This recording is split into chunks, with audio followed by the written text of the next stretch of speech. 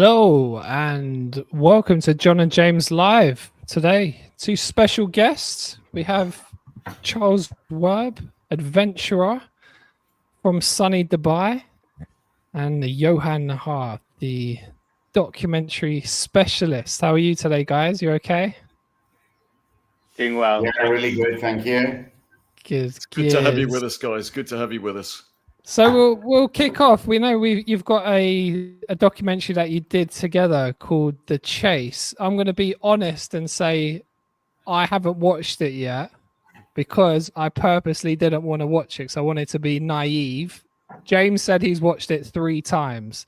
So we're going to come from different angles here. So I'll be the one you're sort of trying to pitch it to, and James is the one who's got all the details in terms of what it is at the moment. But we'll start off with backgrounds, guys. We'll start off with yourself, Charles, as an adventurer. We just was touching on this before the show.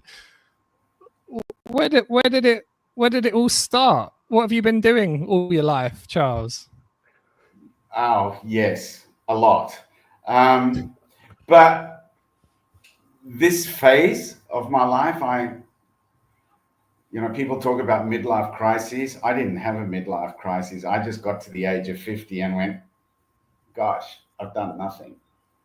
And my life's changing and the kids are growing up and my first wife and I are growing apart, and I think I need to make some changes. And I was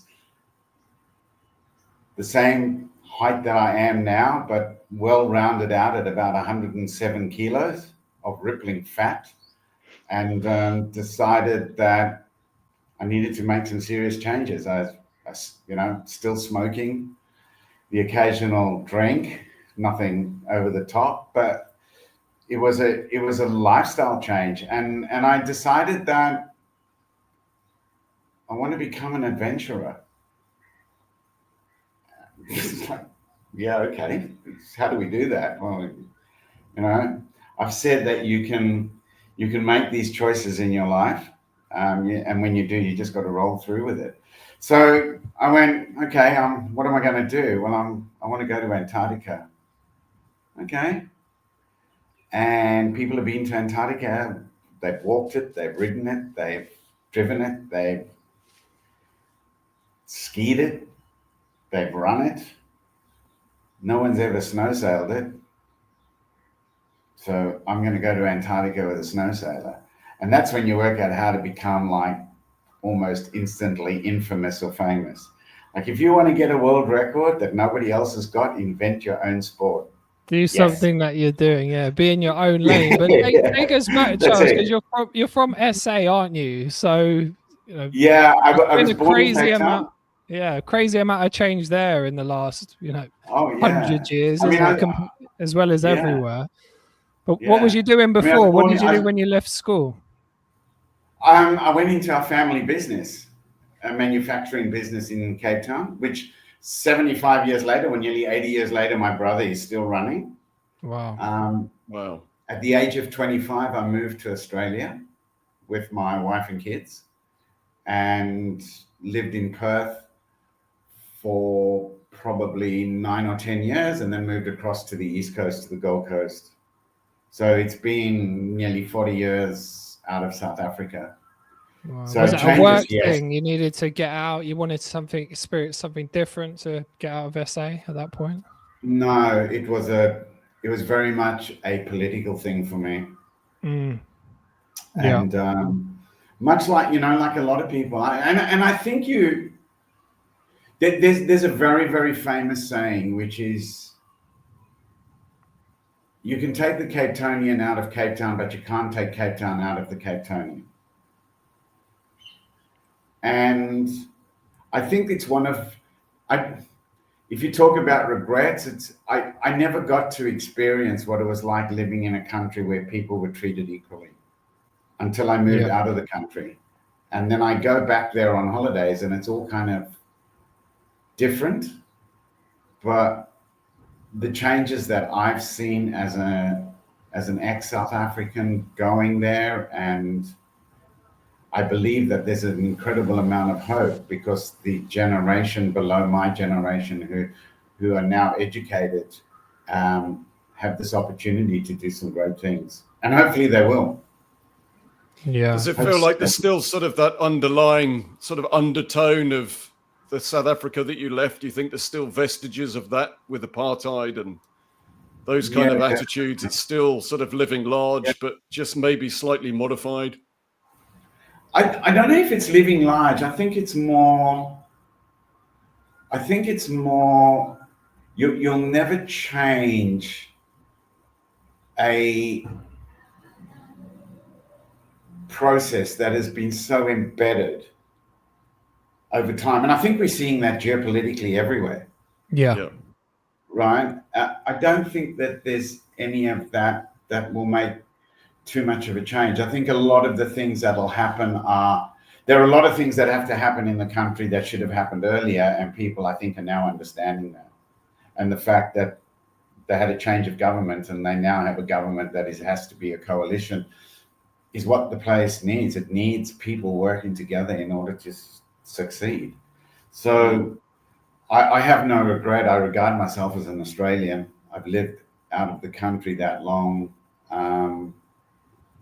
But, you know, have you got the accent, Charles? I'm not quite sure. But that's the thing. People kind of say, you know, I'm like, what is your accent? And it's a little bit of both. And there's certain words apparently that you go like, I can be South African, but you know, how do you say off? Off. So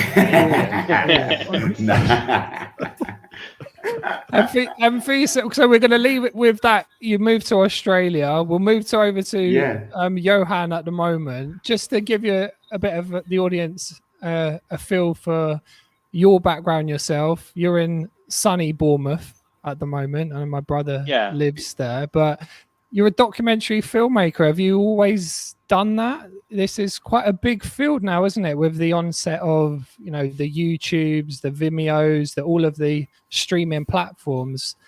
I'm a massive documentary buff. So how did you get into doing that? The two big documentaries for me are The Chase, obviously, which we're talking about, and The Banjo Boys, which started off as a short, which I started making in around 2019, and I sort of made a short, and then I started talking with Charles, and we decided to work together on this project. And it was originally going to be, we started off with I think the first cut was 90 minutes. And then we decided we just got quite brutal with it and just slashed it down into the 40-minute cut that you see now, make it just much more vibrant, energetic, dynamic. So it's really between working on The Chase and The Banjo Boys, which had a different iteration before that called Madalitso, which is called Madalitso, which means blessings. Between those two films, that's how I ended up sort of just making these documentaries, I think. What was you doing before, Johan? You come out of university to do filmmaking, or you've come into this later on? So no, I had a first stint at film back in 2001. I went to film school and had a stint for about 5 or 6 years. It didn't last, so I had a hiatus of about 10 years. And in that hiatus, I studied. I did a master's in psychology, and traveled a lot, learned Spanish, and then I came back into film around 2016, and then I think around 2020 was when I started speaking with Charles. So it's been quite organic, sort of returning back into it. And who's your favorite documentary filmmaker? Have you got one? Mine's I love Adam Curtis's stuff, to be honest. His hypernormalization, the Century of the Self. I really like Searching for Sugar Man. That's one of my favorite documentaries, which also connects back with the themes that Charles has been talking about already. South Africa, and I really like the Banksy documentary, Exit Through the Gift Shop, which I don't know if you've seen that one, but I thought it was brilliant as well. Yeah, very very funny documentary, that one. So Yeah, we'll you check two that out. connected then in terms of Charles, I've read, like you said, you had this kind of midlife crisis where you needed to make some changes in your life. Was it epiphany where you thought, I need a documentary, or was it I need to Nah. go on this life adventure, and then maybe you sort of Yeah. along the line you thought about a documentary? Yeah, I didn't think of the film piece at all. I was in publishing, so I was working in corporate in publishing, and I'd been on a holiday, so I was, and whilst I was away, I was like spending the first 3 or 4 hours every morning having to deal with things back at the office, and I'm going, this is not working. Like, I can't do this. And so when I got back to Oz, I rang up the guy who I was working with, and I said, we need to have a chat. He said, good, yeah, let's have a coffee tomorrow morning. I said, perfect. And like, I walked in the coffee shop, which we'd frequented for the previous God knows how many years. And I said to him, I'm out and you need to pay me out. I'm done. And he said, why? And I said, I just gave him these reasons why. And we parted very amicably. And I went off and started my own titles in the outdoor space. So I did a travel mag, and I did an outdoor adventure mag, and I did a paddling mag, things that I was passionate in, things that I loved, which gave me a lifestyle, which then allowed me to start getting into the adventure world and exploring things. I'd always just filmed shit, if that makes sense. You know, it's like just take a camera and we would do things. And then I connected with Johan because what I really wanted to do was I wanted to tell my story for my family and for my sponsors. And really, I had no great ideas that it was going to be anything more than that to start with. I mean, Johan says we connected. There was more than a connection. There was a vetting process that went on there. Because I started speaking to Johan, and like, I went to my wife and I said to my wife, I said, Margot, I've connected with somebody who like understands what goes on in that crazy head of mine. And I think we can do this. And she said, what do you want to do? I said, I'm going to bring him here for a few days. I had to get Johan's wife's approval. So I had to go through the interview process with Johan's wife first. That was also part of it. That's right. He was going to come back in a box. That's the right procedure. Go to the Middle East. Will he ever come back? And so there was a story, and you know, there's still the story to be told. We've only, I think, scratched the surface of where this will go. Johan put this thing together, and he said to me, I want to enter it into some festivals. Yeah, okay, do it. And it won a couple of awards. It's now playing on a few airlines. I've heard that there's a very strong possibility it's going to be picked up by Amazon in the next month. Amazing. Which is pretty cool. Great. I mean, it's not news to me as well. Yeah, I know it is, but I didn't tell you because I only found out last night. Okay. Yeah, but it's just we've got a live scoop right there. Yeah, you've got a live scoop. So, you know, it's like I went from publishing. I met my business partner because I was personally sponsored by a company that went bust, and his films were being sponsored by that same company. And we met at a creditors meeting. We were sitting next to each other, and we just started talking. And the big thing for me, like, as you get to know me more, serendipity is massive, right? It's something that I believe that if you leave yourself open to ideas and exchanges and opportunities, then those things are presented in front of you. The people that always bitch about never getting an opportunity, never getting a chance, it's because they close their minds off, they close their bodies off, and they just don't. I tell James this all the time, don't I, James? Don't close yourself off. We could tell our story, couldn't we? That we met we've never met each other in person. James and I have never met, and we've done like over 50 lives. So but it was just one random comment, and we connected, and just But Yeah, I totally agree, Charles. It's like you have to get into a situation where you kind of let go.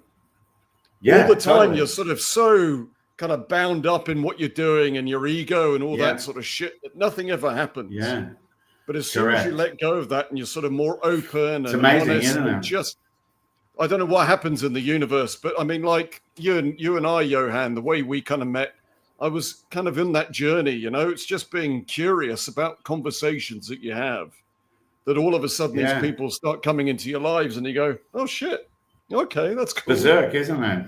Yeah, That there's was a no great real meeting as sort well, of, yeah. there's no structure to it, is there? It's just like these Not at all. organic Just things that happen. happen. Yeah, I think for guys nowadays, don't you think, guys, about the essence of your documentary is really about this going on an adventure? But a lot of men's lives, we speak to guys all the time, is a lot of monotony now in modern day, whereas maybe our sort of ancestors are out there having adventures on some type of journey, being nomadic and moving, and now we're sort of in cubicles and paying bills and being quite robotic in our nature. And do you think maybe we've lost that sense of I adventure? What do you think? totally agree. Yeah. I mean, yeah. Because I mean, funnily enough, that's kind of what I studied when I did that. Had my hiatus. I studied evolutionary psychology, and we really connect quite a lot with the. Well, it's not. I wouldn't really call them the caveman, but the early humans and the way they lived and their lifestyle. And yeah, it was also a very creative sort of. There was a creative element to it. You know, the idea of sitting around a campfire and telling stories. Well, what you can tell stories about? Well, you can tell stories about your hunt. You know, going after that mammoth or whatever it was. Yeah. And so yeah, I think we're definitely missing that in the modern world, and that's one of the things I loved about this documentary, because my whole journey, if you go to the very beginning, was when I was 19 and I was out in India, traveling around. I didn't get into medical school, which is what I was going to be doing, and then I was going to go to law school after a year off, and I traveled, and in that 6 months I just changed. I don't know if I necessarily changed, but I became much more connected to my core, which was sort of creative, adventure, all of these elements. And then that sort of set me off on this sort of more of a creative path, and gave me the confidence to sort of stand up to sort of my family for what I want to be doing with my life. And yeah, that whole thing. Is that quite tough in your culture, was it? Because normally are you set quite a bit to of go pressure, into I should certain imagine. professions? Are you to say, right, you need to become a doctor, a lawyer? This creative yeah, field it's a cliche, but it's a very accurate cliche. Yeah. So yeah, it's sensible, isn't it? By the odds of you're guaranteed some type of income, and creativity is there's a lot of starving artists out there, isn't there? But absolutely, yeah, absolutely. And my first attempt at film, I was one of those starving artists. But the second time around, having sort of tried some business, like setting up business and stuff like that, I think I've been gathered the right mindset, gathered the right, take, if there's a project that's paying well and it's by a big brand, just take it, and that's sort of that's what bought me my job for Hyundai, is what bought me my iMac that I've done all my films edited on, So yeah. So amazing. Do you think, Nayar, that's sorry, Johan, that is it's something that's required, is that kind of adversity, that for the artistic process that you've got to kind of really feel the pain of what you're doing? Do you think that's entirely necessary, or just goes with the job?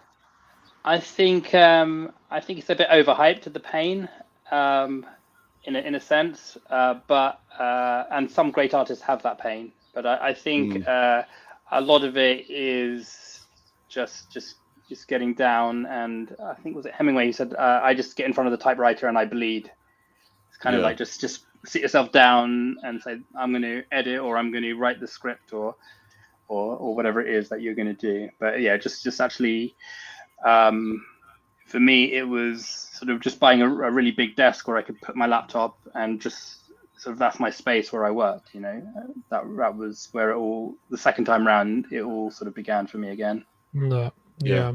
And for you, Charles, would you see it for guys as well? Do you think they're living, they say a quiet life of desperation? Is that the? I can't remember who said Pink that. Floyd. It's somebody's saying, isn't Yeah, it? somebody's Do you think a definitely lot of said that. guys Yeah, in Australia, they're living these maybe sheltered lives of potentially comfortably unhappy?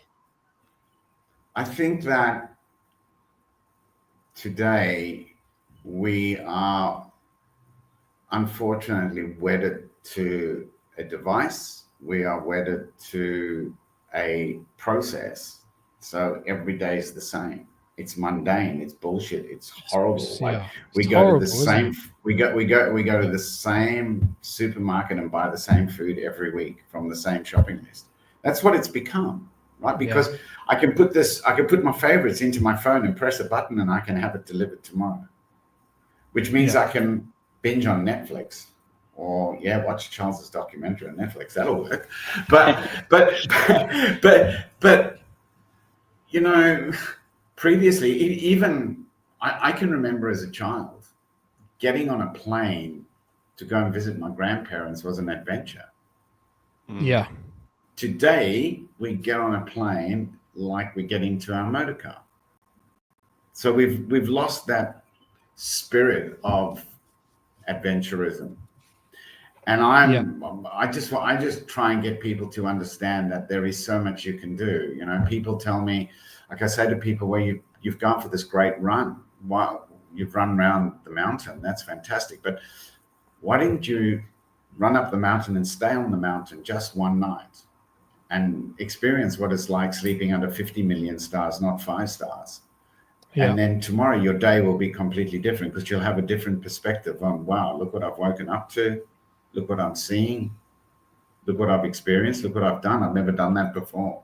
You had some great stories about the ocean in when you were sailing towards Australia, didn't you? See some amazing skies out there in the Yeah, totally. You know, you just there are so many opportunities that people should go and your mental health gets better, right? Does, yeah. And that's a big thing.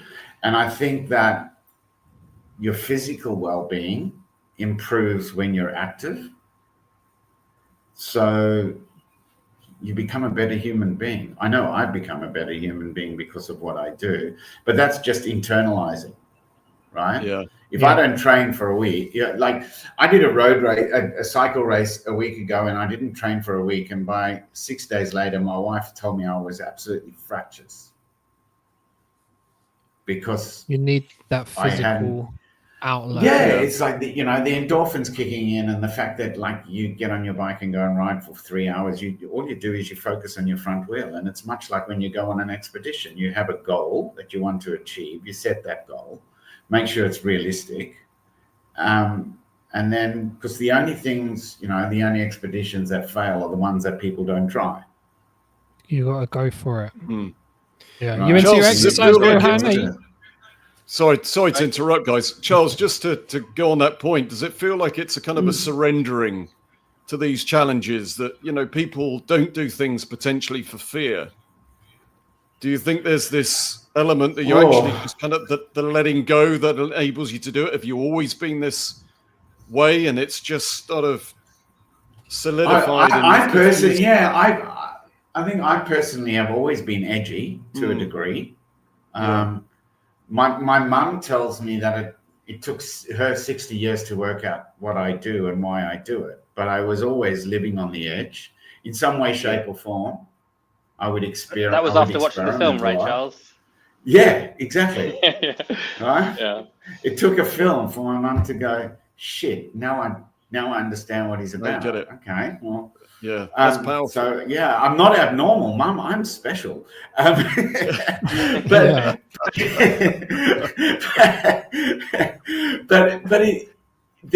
this massive fear. There's this fear of being different. There is, and I can't. I find it incredibly illuminating talking to different people continuously, whether it's talking to them about what I'm going to do, how we're going to do it, when we're chasing sponsorship dollars, the amount of people that sit there and go like, oh, you're in Dubai. And then this next question is, so what color Ferrari? No, hang on. Not everybody in Dubai drives a Ferrari, guys. Right? A Bugatti, isn't it? Or a Bugatti. I mean, well, here's how mental it is. I did, as I said, I did a cycle race last weekend. I mean, only in Dubai. Yeah. Only in Dubai. But the police car was a Bugatti. No, it was a McLaren. Oh, wow. Okay. Yeah, it's a different world there, isn't it? It's like it's mental, right? So the police car that's escorting you on your ride is a McLaren. Okay. Yeah. What happened to the Toyotas? No. But so people, there is a fear of stepping out of your box, and I think people have been shoehorned into that box because it's like we got to get this salary to do this. I mean, all the reasons that they have. I find it a little bit exhausting trying to understand why people have enough energy to tell me why they can't do something as opposed to why they should or can. Yeah. So Johan, you've got like an evolutionary psychology thing, man. Oh, sorry, mate. I got across. I just said I've got a fear of not being different. Well, yeah, James. So I have. It's not behind me anymore. It was in my other office, and I know Johan saw it because I have a sign that says, abnormal to me is normal. Mm. Yeah. That's just the way I roll. Yeah. Sorry, John, go ahead. I think I was going to say, Johan, you probably got your evolutionary psychology hat on here. This is, to put your head above the parapet, it could be dangerous in terms of a tribe, couldn't it? You want a type of fit in, and you don't want to be sometimes too outrageous for the fear of death, I guess. No. I mean, in what my mind goes to is actually the fact that, well, there's a reason why people prefer team sports as opposed to individual sports. There's a slight preference, a significant preference to those types of sports, and it kind of tunes us into our hunter-gatherer state where we would, this is my opinion about it, where we would be in a team, and you would always want like the best hunters to go with you when you went out to hunt. And if someone was super fast, or someone had or to catch it, or a super strong throw to sort of like throw the rock on it, or whatever it was, a hand axe to kill it, you would want a really good team around you. And so in that sense, to excel is brilliant because you want your teammates. This is why when we watch someone, who's like really fast, like Messi, or really skillful with the ball, whoever it is, it's like, I would love that person to be in my team. So I think from the hunter-gatherer perspective, I think having a great tribe is actually really good. It's really good, and our minds are sort of looking out for those very skillful people to be with, because that big game hunting was the thing that males did more, and so we would want to team up with other people who could help us do that, because it was always, a big game is always too big to be preserved. So, and then that leads us into the idea of the best hunters would also would be the most preferred males for women as well. So there's a sort of mating element to it as well, I would say. Yeah. And in terms of that, Charles, so you're on you're in this midlife crisis phase.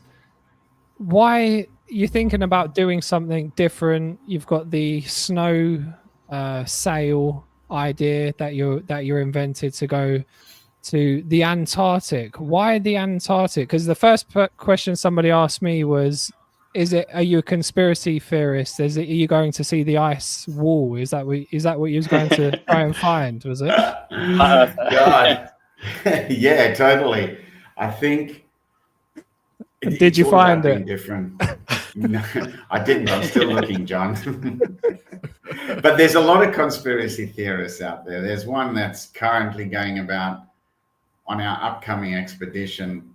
My expedition partner is a scientist, and he's going to tow a ground probe radar underneath his snow sailor to measure the actual physical depth of the ice and snow. At the moment, they're relying on reading it from satellite, and then he wants to compare the two things. And Wow. somebody by the way, heard that. Some what was that, Johan? The Chase 2, that is, right? Yeah, the Chase That's the 2. Chase In the 2, pipeline. Somebody heard that I had been talking to a particular global petroleum company who they thought I would be working with them so that they could greenwash what they do, and that we were actually towing this ground probe radar from the South Pole to Union Glacier to see how much oil there is underneath there. There's a conspiracy, like we didn't even think of that stuff. That's just shit that comes to people's mind. That's why they need to go out and do some experiences and stop thinking. They got way too much time to read crap and come up with stuff that is very, very dumb. It might make a great film, but like not this time. But yeah, it's you know, I wanted to go to Antarctica. You know what? For me, the big thing was that I wanted to challenge myself to be the first person to do something that no one else had ever done. Yeah. And I did it. Yeah. Right. Because not many people go, do they? It's a very rare that. Did you 250 go? a year, 250 people a year get on the ice. That's it. Yeah, which is nothing, is it? It's like the most mysterious, one of the most mysterious places on Earth, isn't it? So if we was in the elevator, obviously I haven't watched it yet, and you say, John, I've got this documentary. What would you say it's about? What's the ethos, the meaning, the story behind it in a snapshot? Do you want me to answer this, or do you guys want to answer it? Yeah, go, John. This is a James. I wouldn't do it justice. But yeah, it's a fantastic story. All I know, it's got every element that you can possibly imagine, in my opinion, anyway. But what do I know? You guys go for it. Like, I'm on Netflix. I'm searching around, and then I see The Chase. What's the vibe? What am I getting from The Chase? Okay, I'll go for it. Yeah, I don't know if I could do it in 1 minute, but for me, I think that one thing that I've been thinking about since we started is the heart of the film. For me, is this beautiful moment when, well, there's a sad moment before we have this beautiful moment, and the sad moment is when Charles goes back to Cape Town for his dad's funeral. Before that, Charles saw his dad, showed him the sketches of the snow sailor. And his dad said, "Oh, this is amazing." His dad was showing all his friends, look what my son's going to do. And then I can't remember how much later it was, but Charles went to the funeral and started flying back to Australia. And because of the curvature of the Earth, the air hostess said, "Oh, if you look out the window now, you'll see we're flying over Antarctica."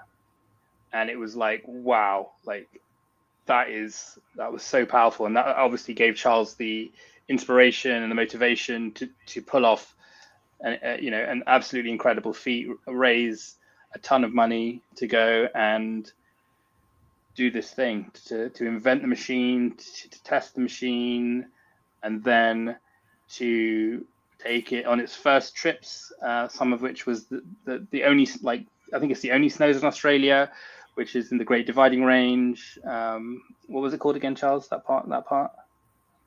Falls Creek. Falls Creek, that was it. Falls Creek. Yeah. And then finally to get it to Antarctica and achieve that first part of the dream, which Charles's dad was so excited about. That for me, there was the emotional heart of the film for me. Yeah. If I can add to that as well, just to give it some context from the viewer, but all of those elements really important. I think it was 6 weeks after Charles, wasn't it? I think you'd seen your dad and he died. Is that right? Yeah.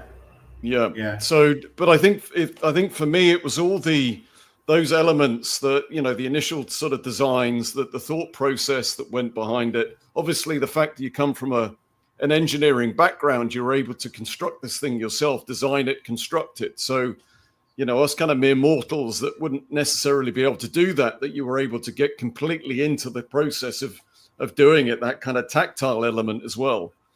But I think it was all the kind of the adversity, that it was never smooth, dare I say it, no pun intended, sailing, that you got kind of start point to the finish point, and it was all like, unicorns and fluffy clouds. There's lots of challenges along the way, and it's how you dealt with those challenges. Meeting Margot along the way as well. Just these, again, sort of talking serendipity, that the story is punctuated with all these moments, meeting Max in Russia, and just brilliant storytelling, these little elements that are there that just take you along from one moment to the next, and you're looking forward to hearing the next part of the story.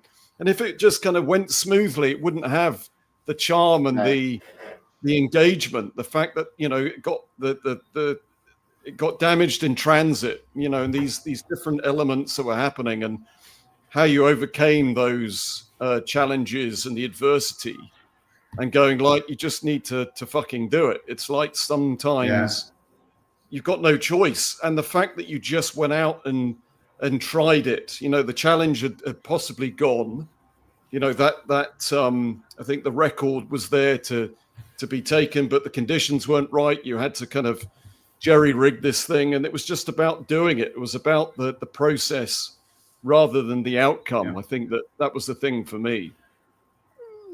So it was a race. Is it a race, Charles? Or I'm still a little bit confused. No. So what? If somebody said to me, "What is this documentary about?" I sum it up in just a few words, and those words are: don't ever fucking give up. Period. That's it. Okay. So if you have a dream, and there was a very famous person who used that line, but if you have a dream, and if you believe in your dream, and if you believe in yourself, then you can do anything. So James, I'll just defer back to, I don't have an engineering background. I know I am a really shit welder, but I just know shit. I kind of have this ability to think consistently outside the box. And then when I was building this thing, I would go away and I had to go and test it in countries where I knew there would be a welder when something broke or I wanted something moved. And that's how I got this thing built out to where I got it to. And then I went and built the one in my garage.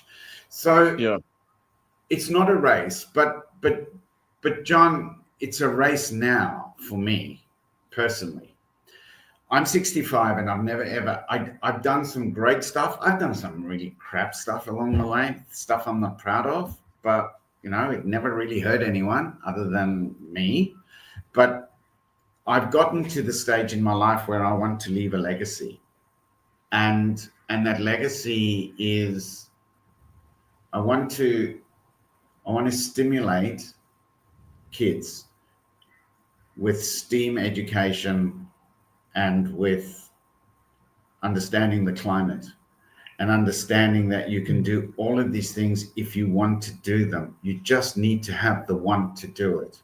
So you don't have to wear a lab coat to be a scientist. Yeah. Right? You can go out and do science in the most remote places of the world. And again, people are doing this, but we need more people doing this. It's like a catalyst, isn't it, for people to inspire young people to... Yeah. So in December, I'm going back to Antarctica and I'm chasing 2 world records. One of the world records is I want to take the snow sailor and I want to hit 100 kilometers an hour. I've been given permission now to make this attempt on the ice runway at Nova Base. So it's a runway, it's a blue ice runway. So all of a sudden I've got like a reasonably flat surface or hard surface. I've got winds always blowing either one direction or the other, because planes have to land into the wind in both directions or take off into the wind in both directions. So we've kind of done some planning and design work, and now I've gotten funky guys involved in taking this design of mine to the next level that will tweak it to get to that. And then, so that's one. And then the second one, and that's going to be streamed live from Antarctica. Nice.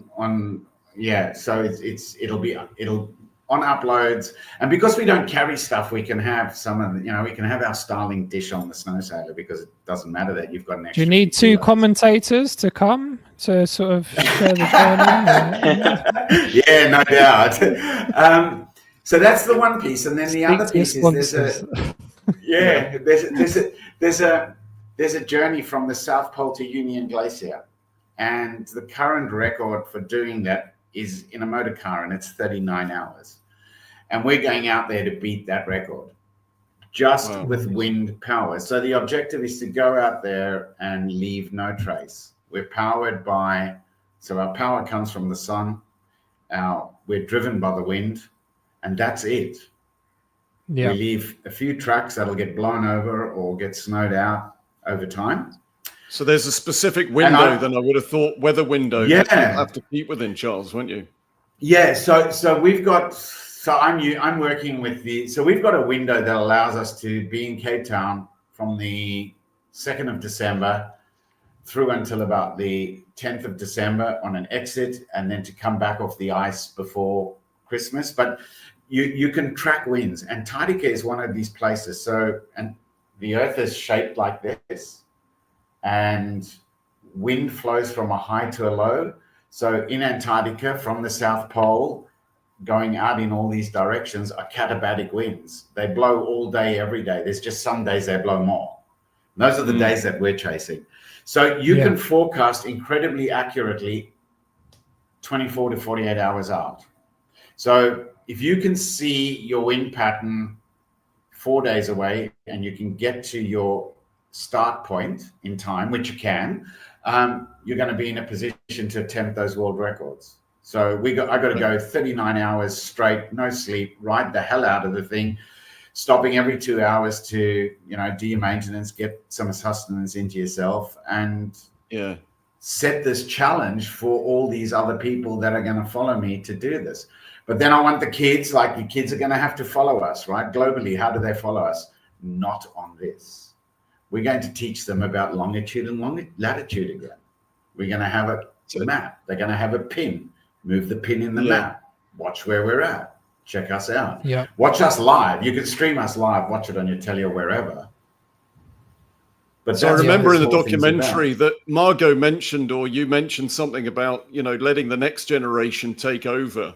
Yeah. Yeah. And these challenges now that you wouldn't be necessarily you doing it, but you would have somebody else kind of do it for you. Well, I had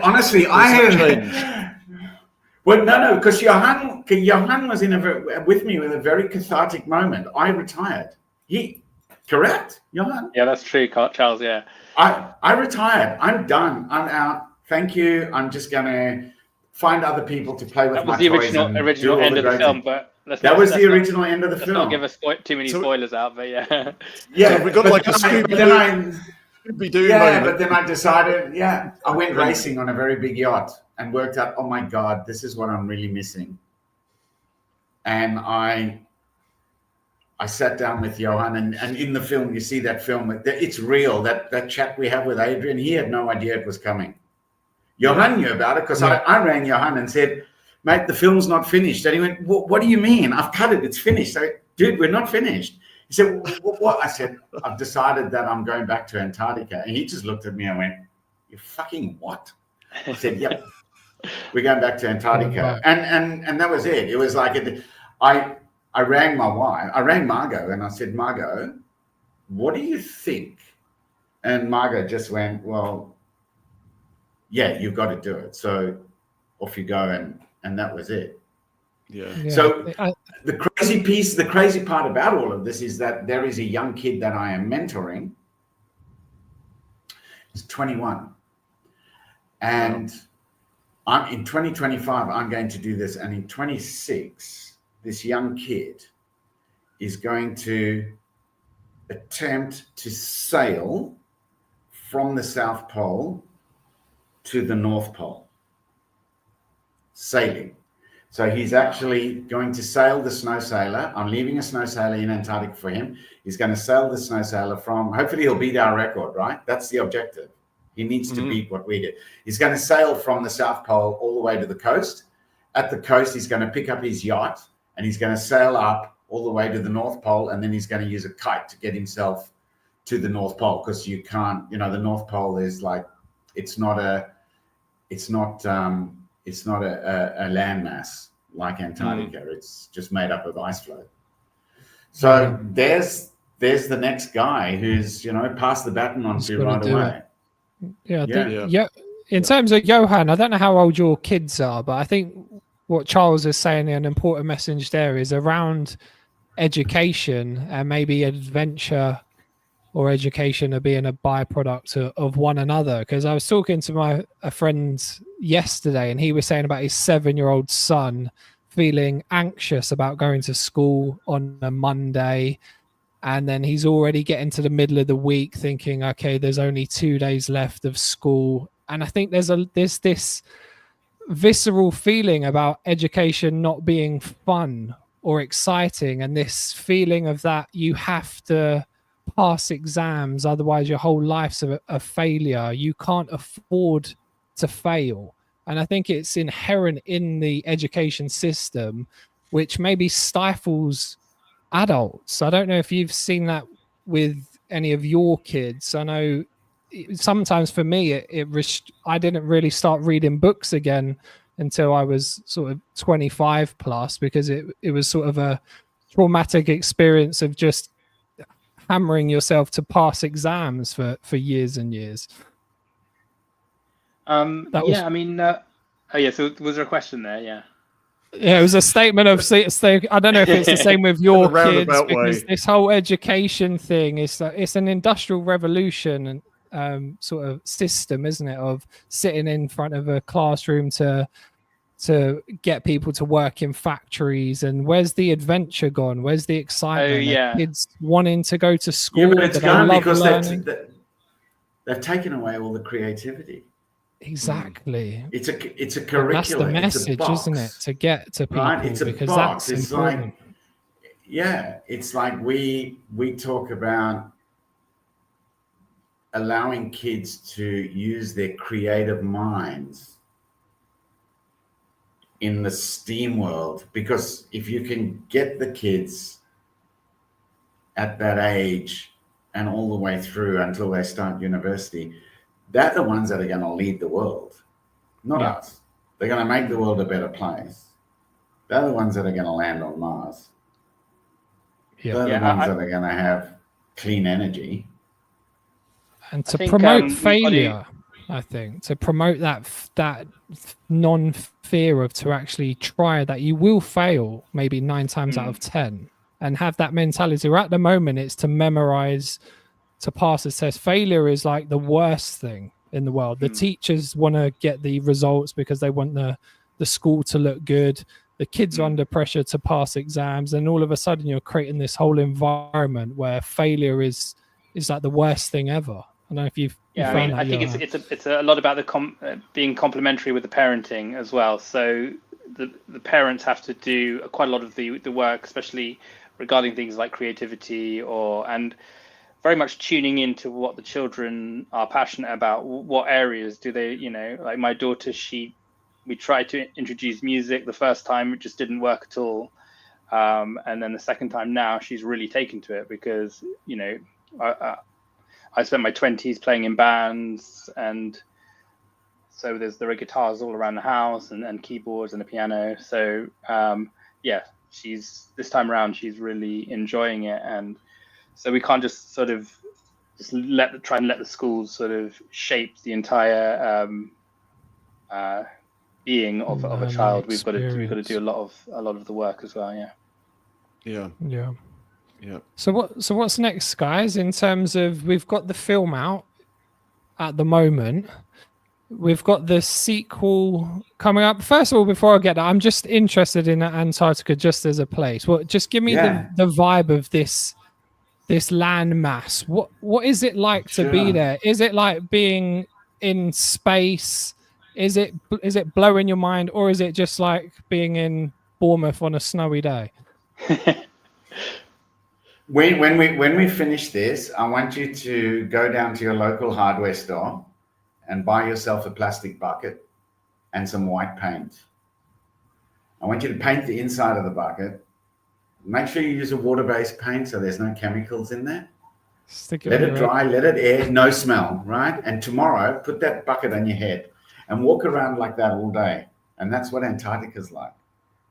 It's a bright white mass of It is expanse land. nothing but horizon and white. That's it. And when the weather turns ugly, you can't see a thing. It's the most pristine, the most beautiful, the most fragile place in the world.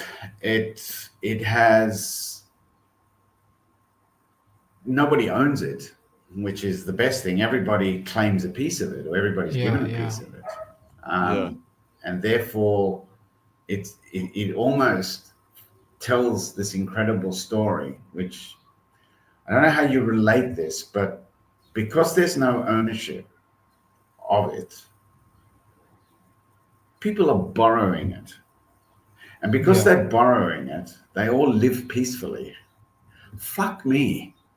Sorry. It's a good metaphor for what could be possible. This a great metaphor. Okay, and people, you just need to see this creative piece and understand what it is. And it's a destination, John. That's all it is. It's a place. It's a place that we're going to go and play and do something.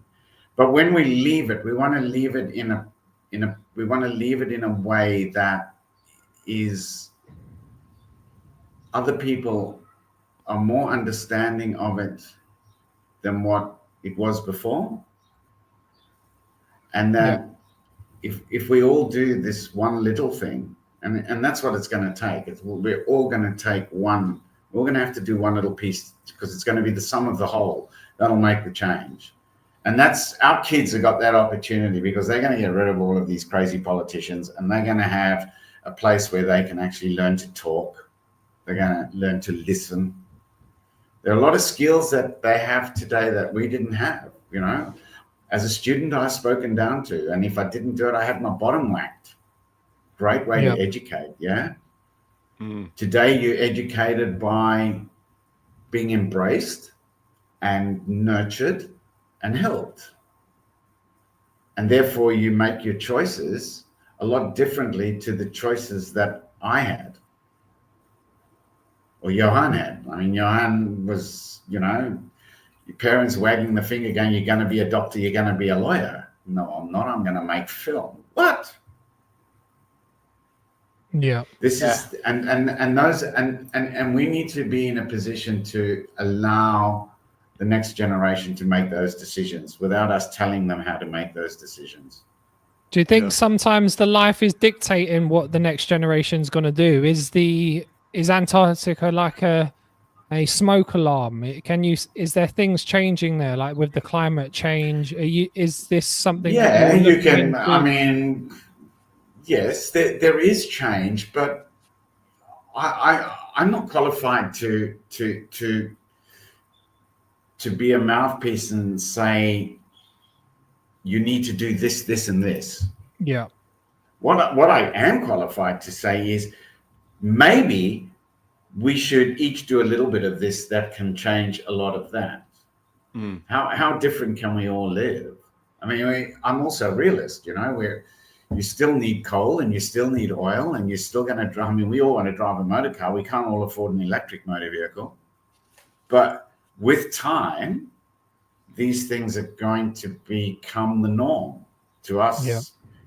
What was normal to my grandparents, totally, they looked at it today, they'd go, gee whiz, what, you can talk over a phone and show me pictures? It's a crazy amount of change, isn't it, in the last 100 years?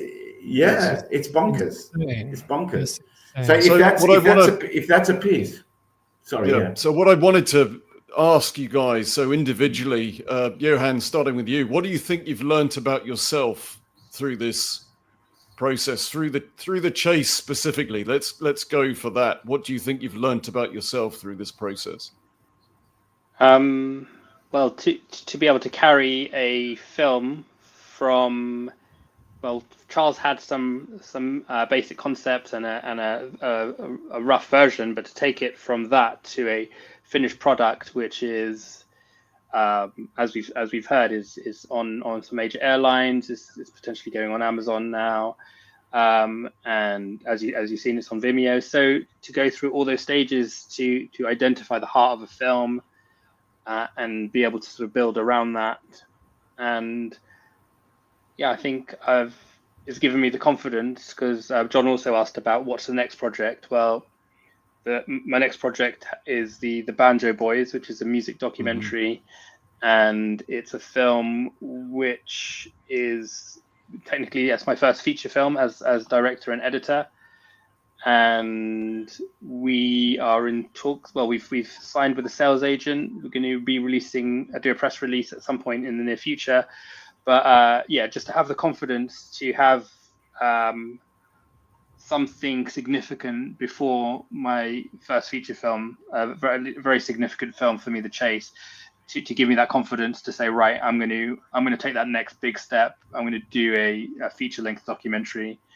And the Banjo Boys featuring Madalitso Band is the film that's going to be coming out this year as well. Amazing. Are you using AI and things like that, Johan? Have you started to get into the AI thing? And where do you see this documentary stuff going? Because this video documentary is huge at the moment with Amazon Prime, Netflix.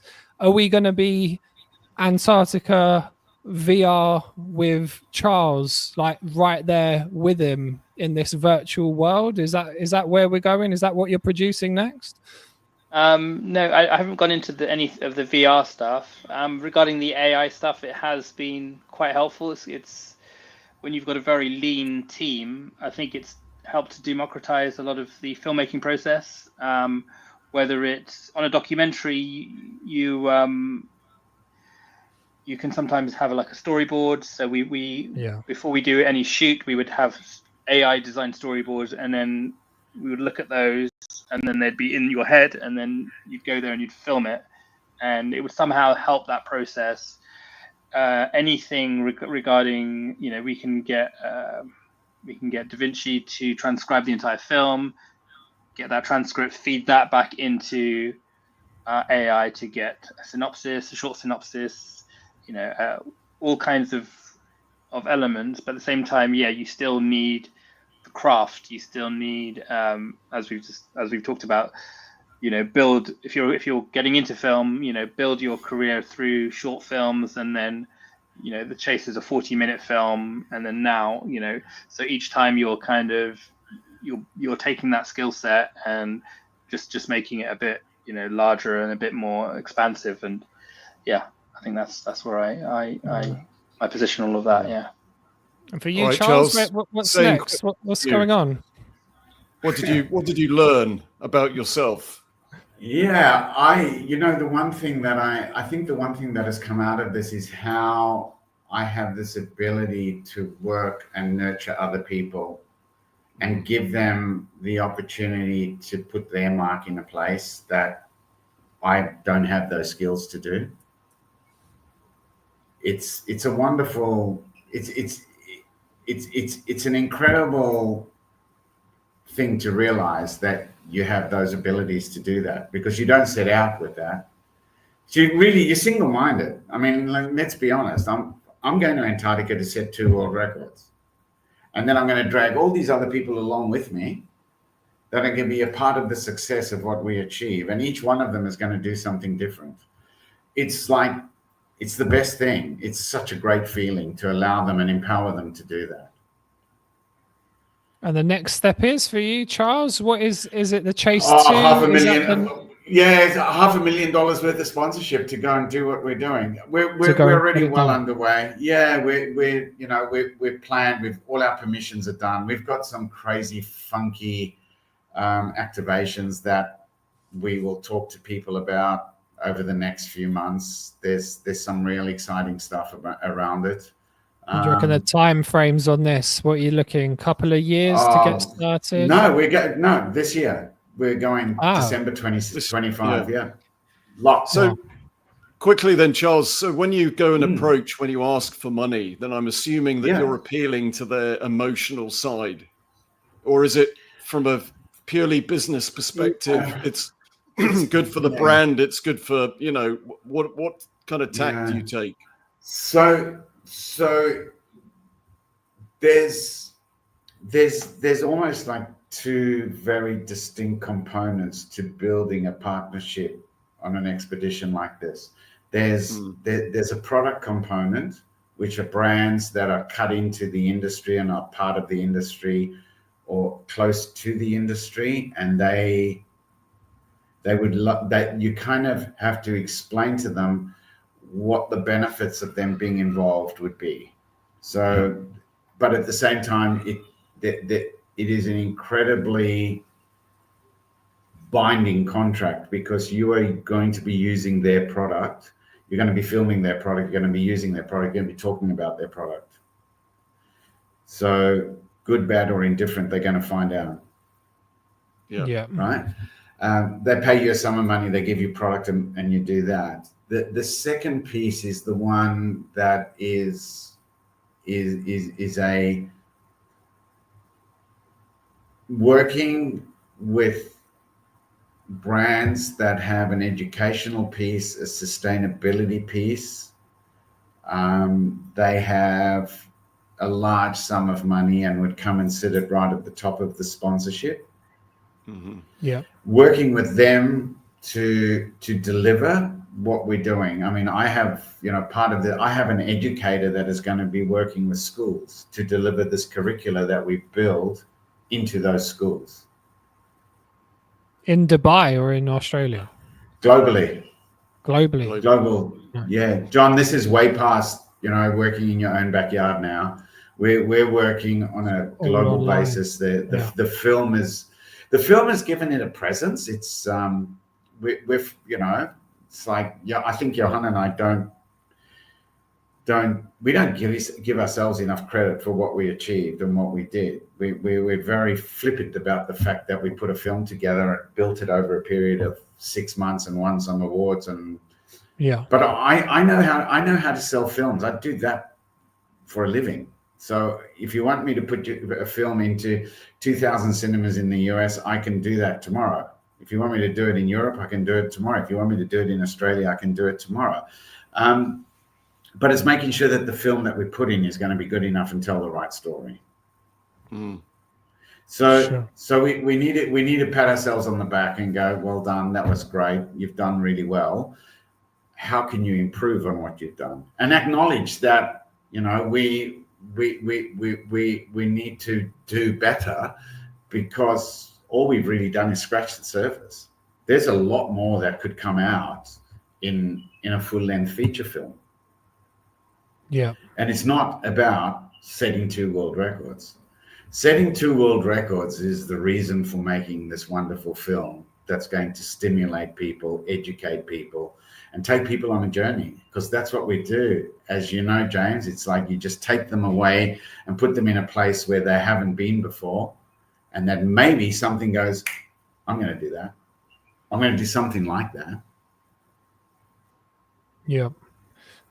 I think you're right there, Charles. I think a lot of YouTube I see, even with like travel vloggers and things, it's taking people out of their mundane world into a different place and showing getting them what's possible outside. Isn't it? I think it's literally just possible. showing them what is achievable. But I'm just a cranky old bastard, because I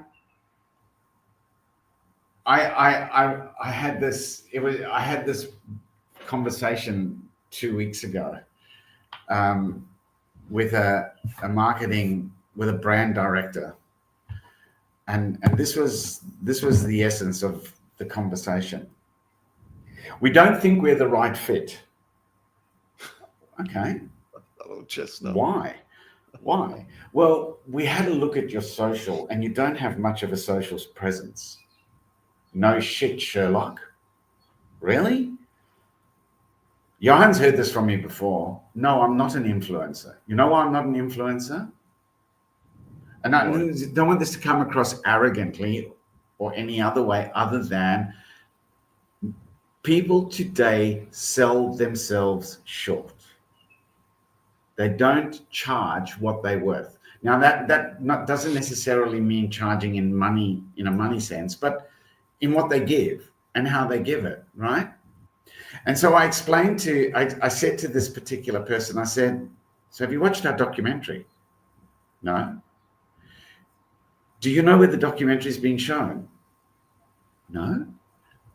Do you know what I actually do? No, but your social presence. Okay, so if I can put 70,000 people with their bums on seats in a cinema where they're going to watch your 30-second TVC because it's part of our expedition, that they're going to go, oh wow, look at that. That product was able to do that. Would that be of any monetary value? But you don't have a social presence. No, wait. Let me ask this question. Do you want me to have 150 million followers that's all they do because I'm a cool person to follow, none of them watch?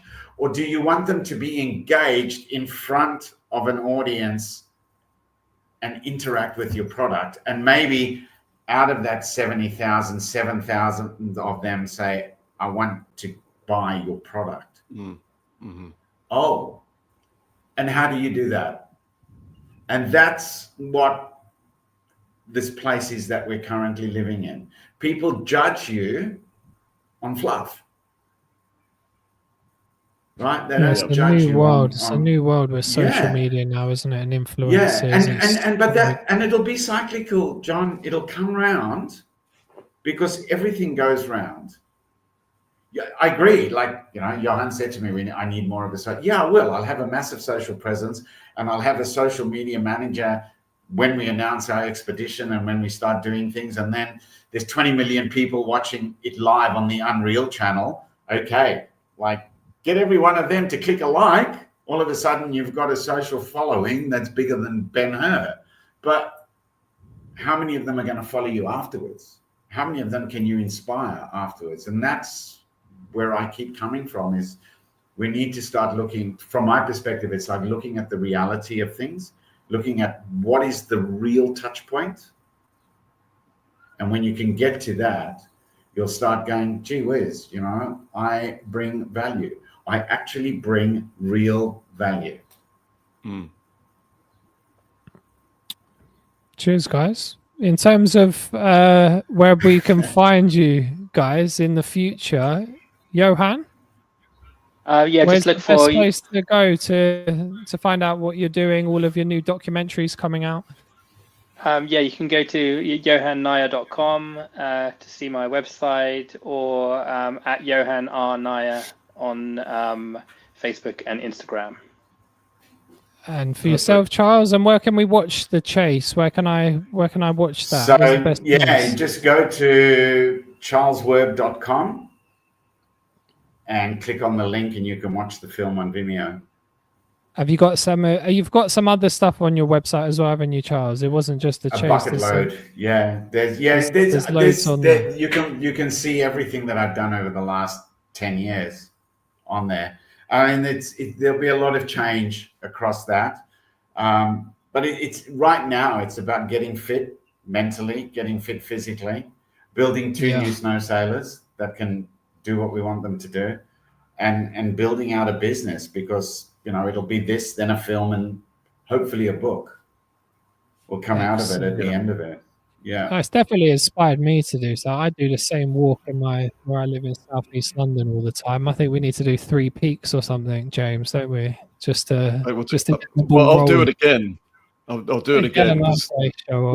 We attempted the 15 peaks and did 4 and then got blown off the mountain. So we had about -10. But so why haven't you been back? Very good question, Charles. I need to. I will we do. Should, I we must should do. set up a little adventure, shouldn't we? At least once a year. I think it's important to have something in the diary. But no, I appreciate you guys coming on because thanks, John. Thank you so much. Life should be more about adventure, shouldn't it? We need more, education, adventure, that spirit to try to fail forwards. I think this is missing in society and in the human spirit. If you can inspire that through documentary and film, it's just it's a huge plus, isn't it? So it's great what you guys are doing. Thank you. Brilliant. Appreciate it. Thanks for having us on. It's been great. Oh, you're very, very welcome. Cool. Thank you. Thank you. Right. We'll you take care, everybody. No All right. Take care, guys. We will. Take care. Yeah. Cheers. Bye-bye. Okay, guys. Bye. Thank you very much. Bye. Cheers. Bye. Bye.